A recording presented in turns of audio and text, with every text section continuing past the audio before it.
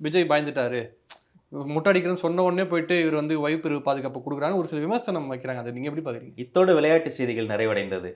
அடுத்து வானிலை செய்திகள் தரக்குறைவான அரசியலுங்க.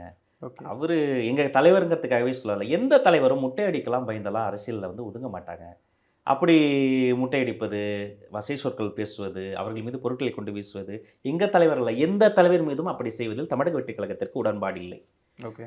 இப்படி செய்வதால அந்த சம்பந்தப்பட்ட தலைவர்களுக்கோ, அந்த கட்சிக்கோ, அந்த கழகத்திற்கோ இன்னும் அனுகூலம் தான் தருமே தவிர, இதெல்லாம் வந்து இந்த தனிநபரினுடைய பேசுறது, கொள்றதெல்லாம் வந்து நம்ம எடுத்து வச்சு பேச வேண்டிய அளவுக்கே அதில பொட்டன்ஷியல் இல்லை. ஆனா, அதுக்கு பயந்து ஒய்பிரிவு பாதுகாப்பு தருமா?